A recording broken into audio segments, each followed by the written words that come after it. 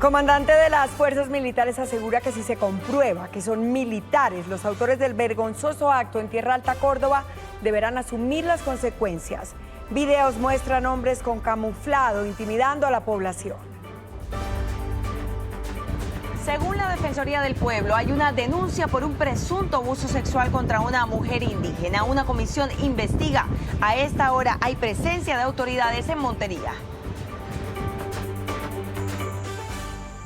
Y en Noticias del Pacífico, ataques simultáneos a 4 poblaciones de Cauca. Emboscadas y hostigamientos se vivieron en la zona rural de Cajibío, Buenos Aires, Suárez y también en Santander de Quilichao. En este último, un civil murió al quedar en medio del fuego cruzado. Consternación y rechazo en Antioquia por el asesinato de un profesor en plena entrega de calificaciones en Yolombó. Las autoridades investigan el crimen. Asociación que agrupa universidades privadas y públicas pide al gobierno participación dentro del proyecto de ley de reforma radicado en el Congreso. Ministra de Educación insiste en que no están atacando la educación privada. Alcalde de Medellín denuncia que Millicom se habría quedado con el 98% de Tigo. Asegura que la empresa hizo una operación que los dejó por fuera como accionistas. Ministro de las Tecnologías de la Información pide a su seguimiento del tema. Desde hoy comienza a rodar la bici electoral, un espacio aquí en Noticias RCN para escuchar las propuestas de los candidatos a la alcaldía de Bogotá en temas de movilidad sostenible. Hoy el turno es para Gustavo Bolívar. Es un otro tipo de información porque crece la indignación y el rechazo a lo sucedido en Tierra Alta. Videos muestran a hombres fuertemente armados que intimidaron a la población civil, incluidos menores de edad, en el corregimiento Bocas del Manso, en el municipio de Tierra Alta, en Córdoba. En las imágenes se ve a los uniformados portando elementos de uso privativo de la fuerza pública, como el cartucho de vida, fusiles y uniformes. Son 5 los uniformados que se ven en los videos grabados por campesinos de la vereda El Manso en Tierra Alta, Córdoba. Llegaron encapuchados, armados y sin identificarse, irrumpieron en este paraje rural. Una mujer los increpa por sus amenazas, mientras otros civiles les reclaman porque en la escena hay niños, incluso de brazos, y los uniformados arrecian sus intimidaciones poniéndole las armas de frente.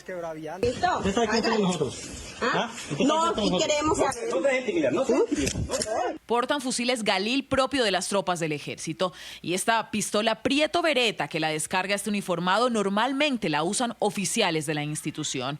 En su pecho cargan un chaleco multipropósito donde llevan el denominado cartucho de la vida. Los buzos negros y las pañoletas las portan comandos especiales de las fuerzas militares. Un detalle que llama la atención son las botas negras de caucho, normalmente utilizadas por disidencias de las FARC. Los militares portan botas de dotación hechas en cuero. En el área se encuentra una comisión de la Inspección General del Ejército para adelantar la investigación. Pues a propósito de este tema, más temprano en un comunicado el Ejército aseguró que posiblemente se trataría de soldados del Batallón de Infantería de la 11ª Brigada, por lo que una comisión investigadora ya se desplazó hasta el corregimiento para poder esclarecer los hechos. El comandante de las Fuerzas Militares, el general Elder Giraldo, indicó que de comprobarse la participación de miembros de la Fuerza Pública en este hecho, sería un hecho vergonzoso. Es un hecho vergonzoso que realmente pues nos conlleva a tomar otras medidas y ante todo pues que los responsables asuman las consecuencias de sus actos. Fueron las declaraciones del general Giraldo, comandante general de las Fuerzas Militares, ante los hechos en Tierra Alta, Córdoba, y en donde estarían involucrados militares de la Brigada 11 del Ejército. Que le ordenó al comandante del Ejército Nacional, en cumplimiento de sus funciones, desplazarse al lugar de los hechos, también para coadyuvar a la aclaración de estos hechos. Confirmó que en la zona había uniformados adelantando operaciones. Esta unidad militar se encontraba pues desarrollando este tipo de operaciones, pero básicamente su misión principal es la defensa, es la protección de la población civil. A través de Twitter, el ministro de Defensa calificó el acto como grave y exigió la adopción de drásticas decisiones. Una vez se conozca el documento de la comisión que viajó a la zona, habrá nuevos pronunciamientos. Es que es muy grave lo que advierte la Defensoría del Pueblo. Según los testimonios que han recogido de la comunidad en este corregimiento, no solo habrían sufrido intimidaciones, denuncian que una mujer indígena habría sido abusada sexualmente. Una comisión especial de la Procuraduría también se desplazó al sitio para realizar las investigaciones. La Defensoría del Pueblo rechazó las acciones de intimidación y violencia contra miembros de la comunidad de la vereda Bocas del Manso, en zona rural del municipio de Tierra Alta, Córdoba. Solicitaron celeridad en las investigaciones por posibles violaciones a los derechos humanos a la comunidad. Los líderes de la comunidad también denuncian un hecho de abuso sexual cometido contra una mujer indígena. Por lo tanto, las autoridades deben esclarecer esta situación a la mayor brevedad. De otro lado, la Procuraduría envió una comisión especial de investigaciones para que asuma todo el proceso de manera preferente que adelanta el Ejército por posibles intimidaciones a la población. Establecer las circunstancias de modo y tiempo y lugar en que se desarrollaron los hechos de intimidación, amenazas a la comunidad indígena. Dentro de la decisión de la Procuraduría se practicarán testimonios con comunidades en el lugar, así como con autoridades para determinar qué fue lo que pasó en relación a la intimidación y a un presunto abuso sexual. En principio teníamos información que estas personas pertenecían a un grupo armado ilegal, sin embargo, presuntamente estas conductas pudieron haber sido cometidas por integrantes del batallón Junín. Activamos la competencia disciplinaria de la Procuraduría. La Fiscalía también desplazó un equipo experto en materia de derechos humanos para realizar las investigaciones. 12 del día, 49 minutos. Vamos de inmediato a Montería, donde hace minutos terminó un consejo de seguridad para analizar la grave situación que se vivió en zona rural de Tierra Alta. Óscar Sánchez nos tiene los detalles. Óscar, adelante.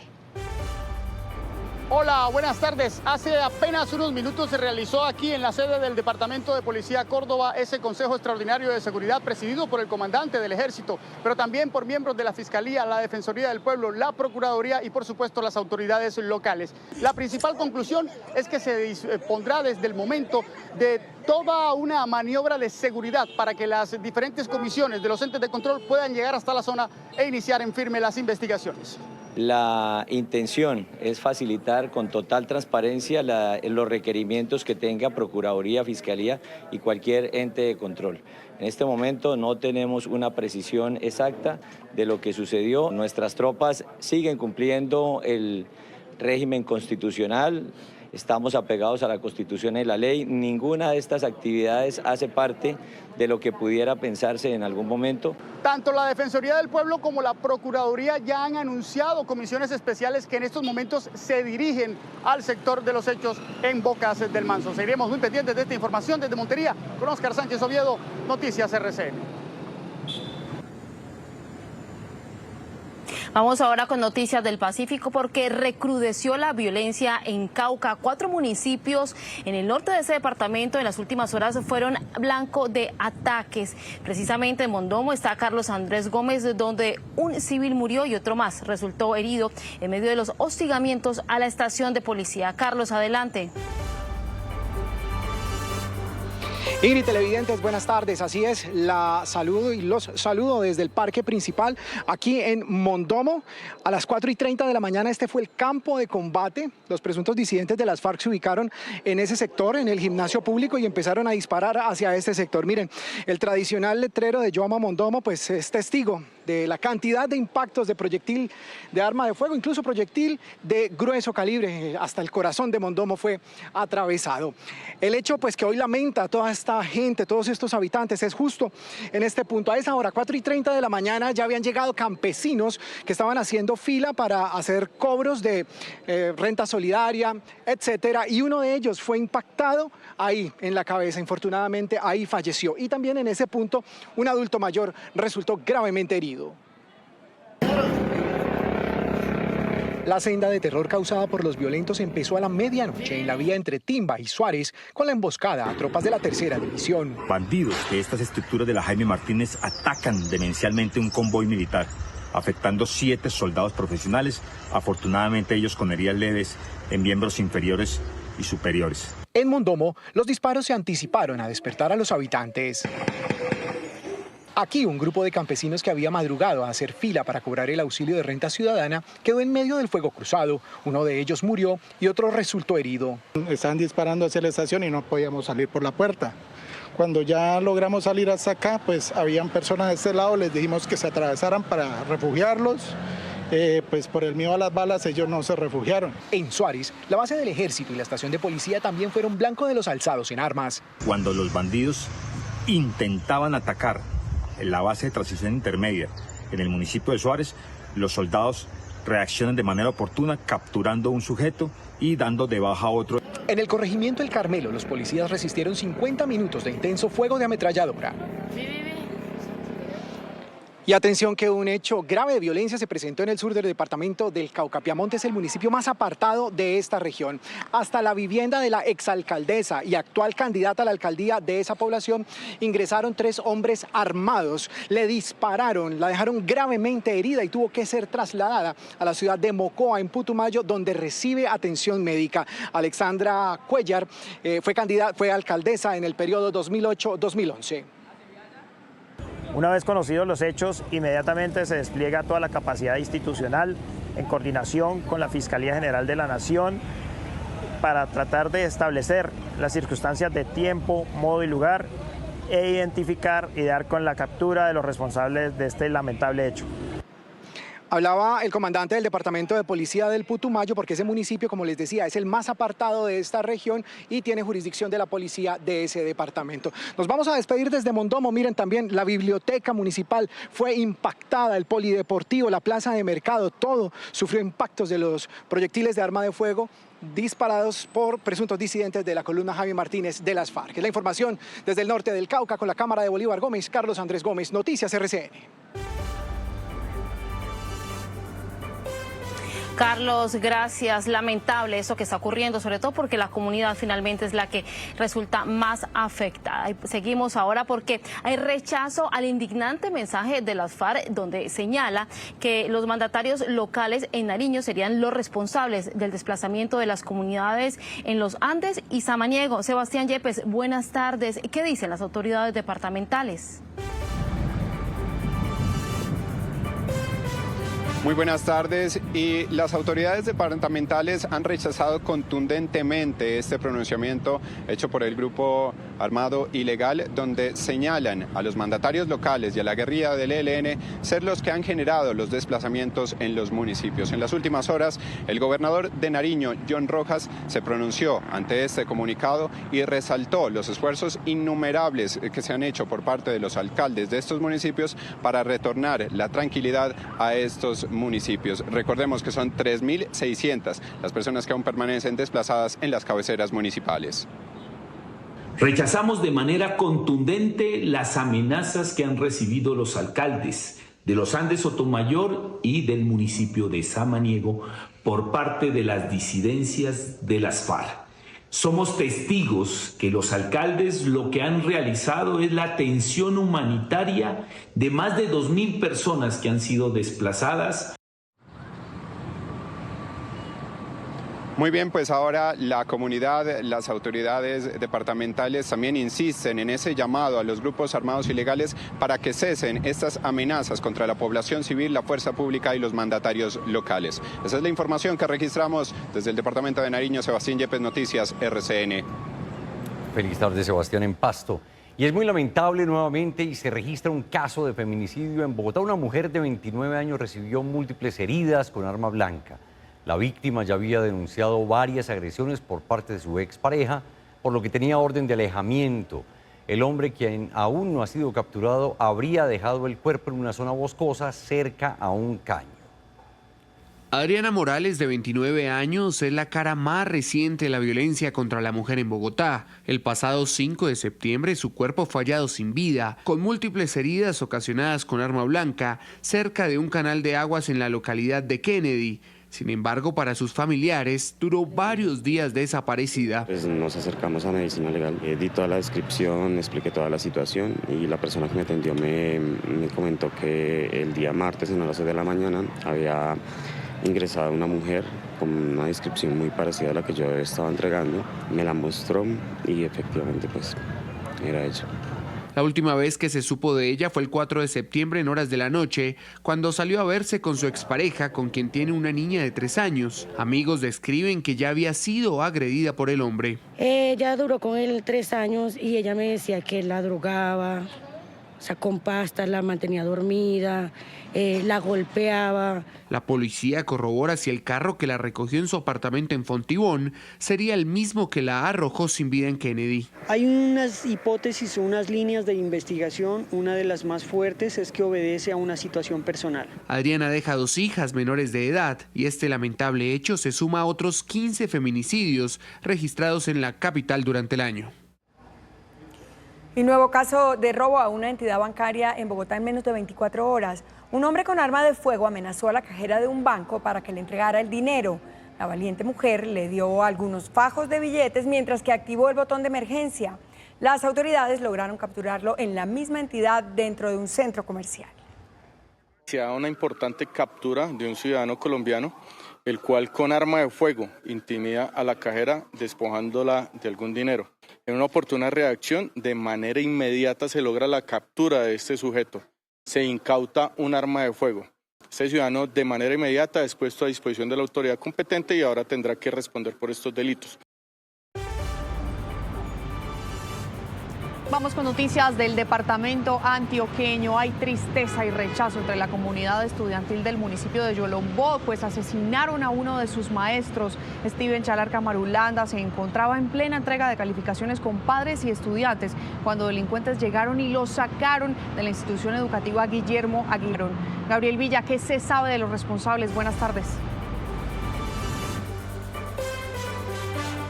¿Qué tal? Buenas tardes. Según el gobernador de Antioquia, el responsable de este homicidio es el clan del Golfo. 2 hombres llegaron armados hasta la institución educativa, lo sacaron de la reunión que tenía con padres y estudiantes y lo asesinaron al frente de este centro formativo. Este hombre de 36 años llevaba 8 trabajando en esa comunidad del nordeste del departamento de Antioquia, reconocido no solamente por su desempeño académico, sino por diferentes labores sociales como rifas, donaciones, incluso aguinaldos en el mes de diciembre para todos los estudiantes. Se había graduado de la Universidad de Antioquia y estaba haciendo un posgrado en la Universidad Pontificia Bolivariana. El hombre, según su familia, soñaba con poder vivir en esta población del nordeste del departamento de Antioquia. Esta mañana se realizó un consejo de seguridad y se determinó una recompensa de 50 millones de pesos por información que permita dar con los responsables de este homicidio en esa región del departamento de Antioquia.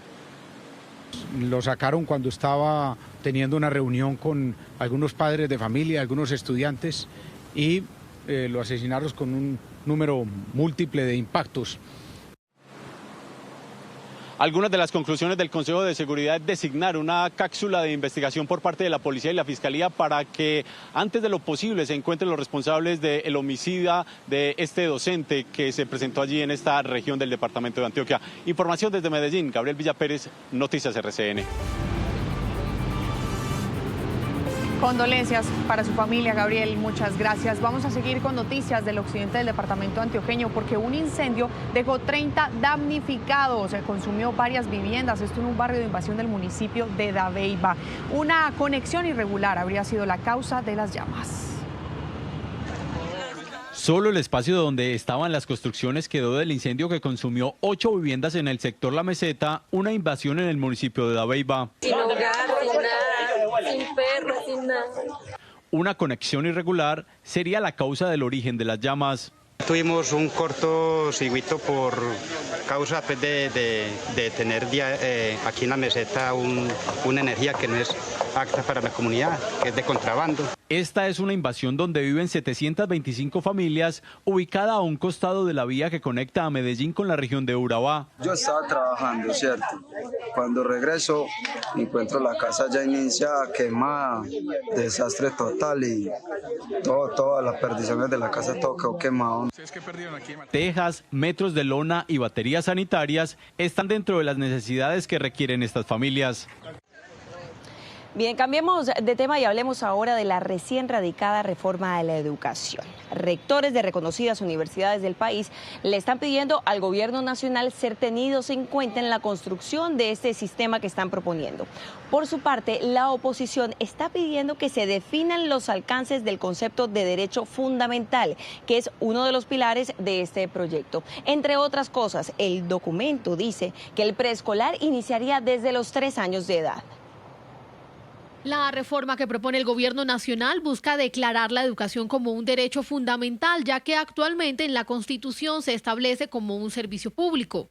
Este proyecto es una especie de columna vertebral como ley estatutaria de otras reformas que el gobierno está adelantando desde el plan de desarrollo con aumento de la cobertura, y otros que queremos que avancen también. El proyecto busca también generar un modelo educativo gratuito que iría desde los 0 años hasta la universidad. Eso significa además que el Estado debe adecuar la infraestructura educativa pública del país, aumentar el presupuesto, aumentar y mejorar las condiciones laborales de los docentes. Sin embargo, para las universidades privadas, el proyecto de ley estatutaria podría generar riesgos a estas instituciones. Hay que aprovecharla de manera que queden elementos fundamentales bien planteados, como el fortalecimiento del sistema mixto como único camino posible a esa progresividad en esos 15 años que efectivamente el proyecto prevé. Sectores de oposición también advierten que la reforma podría generar falsas expectativas al no precisar qué se busca con la declaratoria de derecho. Se crea una expectativa de que todas las personas van a acceder a la educación en forma inmediata, inclusive congestionando el sistema judicial. Crea una expectativa, a la vez una frustración. La reforma a la educación también busca darle facultades extraordinarias al presidente de la República para que vía decreto establezca las herramientas que permitan financiar la reforma. Y las miradas del mundo siguen en la tragedia que ocurre en Libia. De acuerdo a reportes locales, el paso de la tormenta Daniel ya deja cerca de 6.000 personas muertas y esta cifra podría aumentar con el paso de las horas, teniendo en cuenta que ya se reportan más de 10.000 personas desaparecidas. Aparte de esto, el rompimiento de 2 represas en la ciudad de Derna agravó la situación en el norte del país. Son dantescas las imágenes. En las últimas horas, organismos de socorro han hallado cuerpos en el mar de la costa de Derna. Solo en esta ciudad, 5.000 cuerpos han sido recuperados. Es muy grave y lamentable la situación. Por un lado, en las calles se ven cuerpos cubiertos con sábanas. Hasta allí llegan cientos de personas que buscan a sus seres queridos. Ante la magnitud de esa tragedia, la mayoría de los cuerpos son enterrados en fosas comunes. Mi hijo llamó a su hermano el jueves pasado por última vez diciéndole que conseguiría ropa para los niños y que vendría a visitarnos. Ahora se consiguió ropa y vino, oh querido hijo. Los organismos de socorro limpian el lodo de sus calles y siguen buscando a personas dentro de las casas que están completamente destruidas. Las ayudas siguen llegando a Libia. Un avión procedente de Kuwait con alimentos y suministros médicos aterrizó en el aeropuerto de Bengasi. Mientras tanto, Emiratos Árabes envió equipos de rescate y suministros médicos. El Papa Francisco volvió a pedir por las víctimas. Los invito a unirse a mí en mis oraciones por aquellos que han perdido la vida, sus familias y los desplazados. No olvidéis expresar vuestra solidaridad con estos hermanos y hermanas tan probados por esta calamidad. Según el Sistema Meteorológico Regional Árabe, Daniel se dirige lentamente hacia el norte de Egipto, por lo que se teme que la catástrofe se traslade y las precipitaciones sigan en los próximos días. Y el alcalde de Medellín asegura que Millicom se habría quedado con el 98% de Tigo. Dice que la empresa hizo una operación que los dejó por fuera como accionistas. ¿Qué fue lo que sucedió exactamente, Lidis?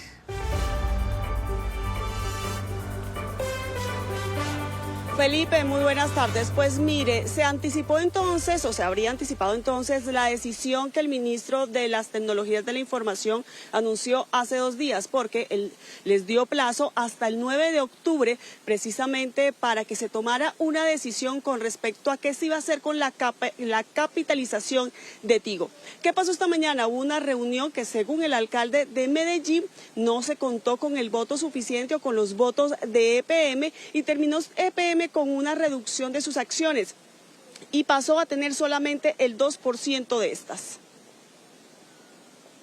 Que además el acuerdo de accionistas decía que esa votación requería una mayoría especial, es decir, el voto también de EPM, ellos lo forzaron, lo hicieron sin esa votación. Obviamente EPM la rechazó, votó negativo y dejó las salvedades en todas las actas.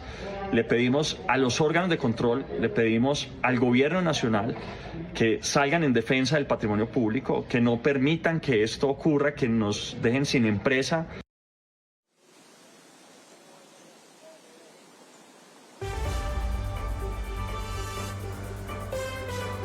Pues Liz, muchas gracias por su información. En otras noticias, duros cuestionamientos de la representante a la Cámara Jennifer Pedraza a Holman Morris, quien moderaba un foro sobre reforma a la salud. La parlamentaria se retiró y cuestionó que la moderación estuviera a cargo de una persona que presuntamente tendría varias denuncias por violencia de género. El periodista Morris respondió refiriéndose a la salud mental, por lo que otra congresista también se retiró del evento. Durante el foro liderado por el Ministerio de Salud, en el que se pretendía analizar el articulado de la reforma a la salud, se presentó una discusión entre la representante Jennifer Pedraza y Holman Morris. Antes de empezar su intervención, la representante Pedraza anunció por qué abandonaba el recinto. Antes de irme quiero expresar que me voy a retirar de este panel porque es una decepción para mí que un gobierno que prometió que el cambio era con las mujeres ponga a moderar un panel de este estilo en cabeza de Holman Morris, que es una persona denunciada en muchos espacios por violencias basadas en género. Y aunque Morris intentó calmar los ánimos, yo lamento profundamente este incidente, ministro Guillermo Alfonso. Al parecer los avivó. Yo he venido siendo... Permítame, pero yo pido respeto, sino también tengo que acudir también a la solidaridad de género y me retiro. Acá no es un tema de que mi compañera esté desequilibrada. Al final, solo la representante Pedraza se ausentó del foro, que a esta hora avanza en el Centro de Convenciones G12.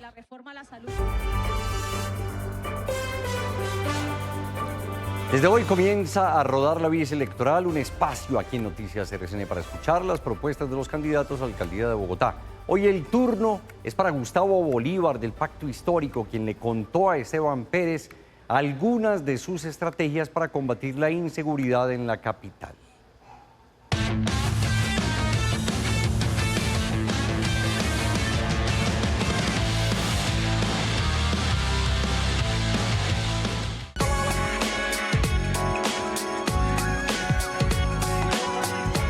Bosa, Suba, Kennedy y Engativá registran el 64% del total de los viajes diarios que se hacen en bicicleta en Bogotá, es decir, todo el corredor occidental. Bienvenidos, esto es En Bici Electoral RCN, hoy con el candidato Gustavo Bolívar del Pacto Histórico.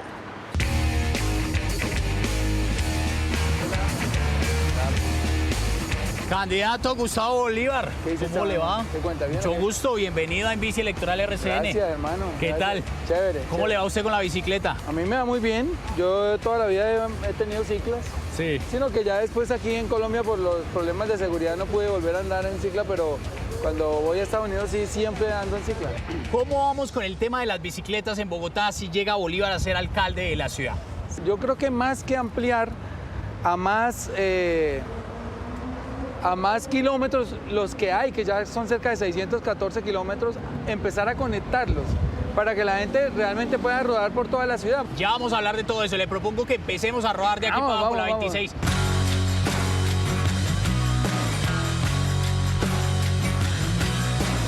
¿Qué propone entonces Gustavo Bolívar para el tema de la continuidad de los ciclistas? Primero, hacer el inventario de los lugares donde se interrumpen las ciclovías y por lo menos en los primeros 2 años de gobierno tratar de darle una salida o una conexión a esos lugares. ¿Qué hacer en tema de seguridad? Los mismos ciclistas tienen que ayudarnos a cuidar, eso se llama el autocuidado.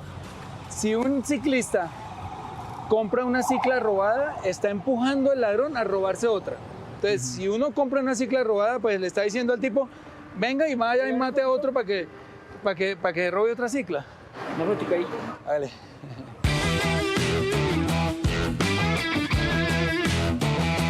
El tema de la accidentalidad.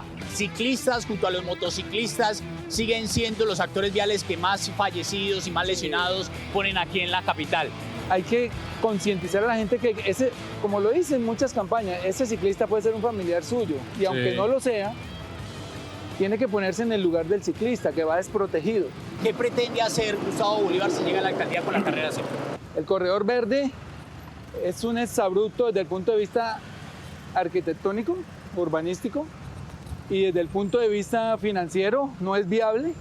Los buses son contaminantes y estamos en una transición energética donde se necesita electrificar el transporte. Entonces me dicen, no, pero es que por la séptima van a ir buses eléctricos, también son contaminantes, porque la fabricación de las baterías demanda millones de litros de agua. De todas maneras, las baterías están hechas con químicos. Adiós. Gracias, hermano. Vea, tengo hinchada. Pero eso le iba a decir, ¿cómo ha sido el recibimiento de la gente? Yo no sé cómo Gustavo hacen para reconocerme con estas gafas. No, muy buena, muy buena. Que hay como una percepción de que Bogotá está sucia. Sí. De Bogotá está sucia. ¿Qué hacer? ¿Qué plantear frente a eso? Yo tengo que sentarme con los operadores y ponerlos serios. Decirle, primero vamos a reciclar. Y a ellos también les conviene. Entonces, dedicar un día a la semana, puede ser el miércoles. El miércoles todos los carros de basura de Bogotá solo reciben reciclaje. ¿Cómo resume usted la alcaldía de Claudia López? En muchos aspectos pésima. Pésima, en movilidad pésima, en seguridad pésima, en basura pésima. Lo único que estamos rescatando de esta alcaldía es el sistema de cuidados que implementó en las casas, las manzanas del cuidado. Nosotros las queremos aumentar. Nosotros queremos aumentar el PAE de 180 a 365 días. Y también les queremos dar educación de calidad, educación bilingüe, educación técnica. Yo no les voy a decir mentiras, no les voy a hacer promesas de que esto lo cambio en 3 meses.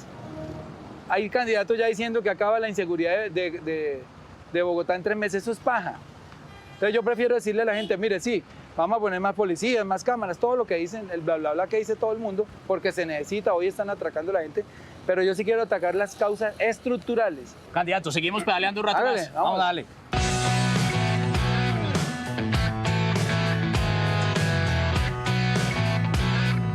Candidato, ¿qué le parece a usted, volviendo al tema de las bicicletas, el sistema de bicicletas compartidas que está actualmente en la ciudad? Bien, pero el costo no es tan asequible. ¿Está costoso? Sí, tampoco es ponerla gratis porque las bicicletas necesitan mantenimiento, pero sí un costo racional sin ánimo de lucro. Eso no se puede privatizar. ¿Cómo vamos? ¿Cómo estás? ¿Bien? ¿Haciendo deporte? El Instituto de Desarrollo Urbano habla de que cerca del 5% de la estructura vial para ciclistas está en malas condiciones. ¿Usted cree que es tan poquito o hay mucho más? ¿Y qué hacer si llega Bolívar a la alcaldía de Bogotá? Pues repararlo, eso no cuesta nada, hermano. Pura voluntad política y poner un funcionario, ponerle cabeza a eso y decirle, sí, cabeza, le doy 6 meses para que me tape todos esos huecos, punto. Y si no lo terminó, se fue. ¿Y en tema de la seguridad también va a poner usted tiempos? Ya me lo dijo allí, que no lo va a hacer en 3 meses como lo proponen algunos candidatos. Es que pero en esos 4 años de Bolívar alcalde va a pasar algo con el tema de la seguridad. Hay mucho populismo con eso.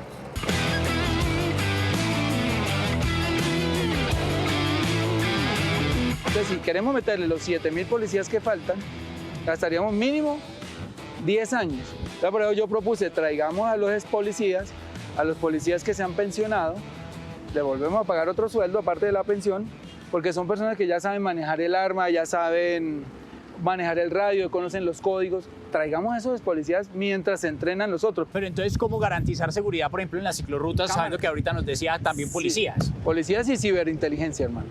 Cámaras en todas partes. Esto hay que meterle 100.000 cámaras. Cámaras de inteligencia artificial. Pero también que tengan dentro, estas cámaras de inteligencia artificial estén alimentadas con los rostros de 19.000 buscados que tiene hoy la Fiscalía. ¿Con quién se ve en una posible segunda vuelta? Yo pienso que este muchacho Oviedo es un tipo que, a menos que haga de aquí más adelante otras alianzas, hoy no lo veo con alianzas con sectores corruptos de la política. Vamos a ver que no se deje contaminar. ¿Cuál es ese compromiso de Gustavo Bolívar si llega a la alcaldía de Bogotá con los ciclistas, con los peatones, con los que van en patineta, con todos esos de la movilidad sostenible? Lo más importante es la seguridad vial. porque de eso depende la vida. Sin vida, a uno que le importan los trancones o la inseguridad si ya se murió. Lo más importante es preservarles la vida. Vamos a conectar las ciclorrutas que están interrumpidas en algún lugar. Candidato, gracias por estar en el Bici Electoral. A ustedes, mi hermano, a ustedes, muchas gracias. Éxito en esa campaña. No, igual, muchas gracias. Ahí nos veremos. Ahí está, en la bici electoral con Esteban Pérez, ya lo escuchábamos, 100.000 cámaras en las ciclorrutas, conectar los tramos que ya existen, habló de ponerles tiempos estrictos a los contratistas. Esas son algunas de las propuestas de Gustavo Bolívar, candidato a la alcaldía de Bogotá. 1:53 p.m, vamos a cambiar de tema. Desde Washington, el director de la policía, el general William Salamanca, entregó algunos detalles de su visita a la Casa Blanca. Aseguró que el gobierno de Joe Biden respalda la nueva estrategia del gobierno de Gustavo Petro en la lucha contra las drogas.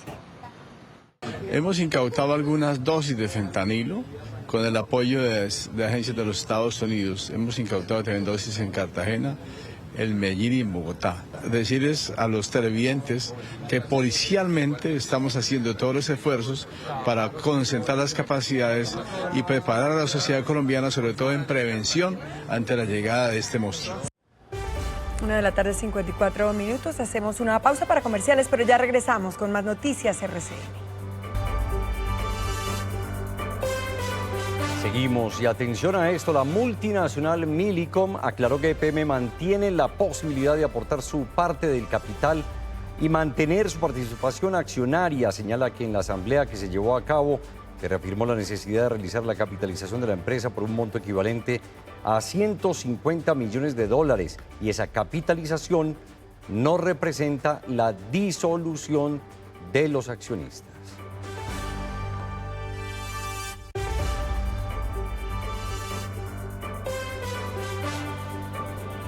En otras noticias, la Fiscalía adelanta una investigación por un ataque cibernético del cual estarían siendo víctimas varias entidades del Estado, del gobierno, como la Superintendencia de Salud, la Superintendencia de Industria y Comercio, el Consejo Superior de la Judicatura y el Ministerio de Salud. Se busca garantizar que no haya ningún tipo de violación de datos personales. Cambiamos de tema. El ministro de Hacienda, Ricardo Bonilla, lanzó algunas puntadas de lo que podría ser el incremento del salario mínimo. Aseguró que la inflación llevaría a que este año el incremento esté en 2 dígitos. La estimación del gobierno es que la inflación termine el año en 9.2%. Todavía no tenemos el consolidado de la inflación. Lo mínimo que podemos estar hablando, de acuerdo a la normativa colombiana, es que ese salario se tiene que incrementar por el IPC. El IPC de este año esperemos que quede en 9.2, eso diría un dígito. Y cualquier incremento es IPC más el incremento de la productividad. Esa es la discusión con la que se empieza a hablar del tema del mínimo. Es momento de revisar con Carilyn Villa las noticias que se han hecho virales. Hola a todos y bienvenidos una vez más a la Cápsula Digital, un espacio para revisar las noticias que son tendencia y que se mueven en redes sociales. Este miércoles, mitad de semana, quiero iniciar mostrándoles las imágenes tiernas de un hombre que decidió crear un tren para pasear a perritos rescatados. Eugene comentó, vi a un tipo con un tractor que acoplaba estos carros para tirar de las piedras. Pensé, caray, eso serviría para un tren de perros. Eugene, soy un soldador bastante bueno, así que cogí estos barriles de plástico, les puse ruedas y los até. Una prueba más del amor que generan estos animales en nuestras vidas. Ahora quiero que sigamos con un hecho que ha generado revuelo en redes sociales y que tiene que ver con una serie de androides que fueron vistos como espectadores en un juego de la NFL. Los robots de inteligencia artificial fueron vistos por varios usuarios durante el partido entre los Dolphins y Chargers, y algunas versiones indican que habían estado allí para promocionar una película que se lanzaría a finales de este mes. This is insane. The Chargers had real AI robots at their season opener. Y para cerrar, quiero que observemos el momento en el que un hombre interrumpió una pasarela de la Semana de la Moda en Nueva York sin que nadie se diera cuenta.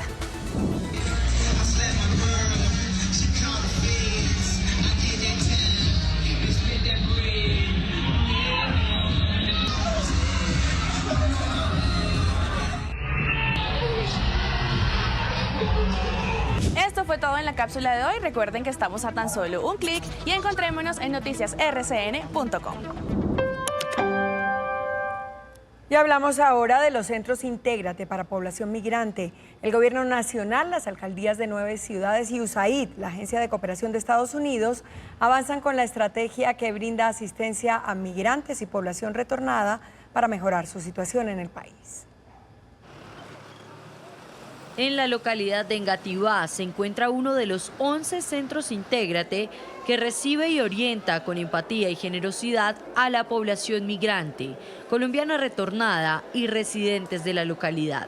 Todos los centros Intégrate son el producto de una alianza muy fuerte entre el gobierno nacional colombiano, las alcaldías como la alcaldía de Bogotá y también con la cooperación internacional. Estas entidades hicieron una apuesta por la integración, el desarrollo personal y socioeconómico de la población migrante, la población colombiana que está retornando al país y los residentes de las 9 ciudades donde operan los centros.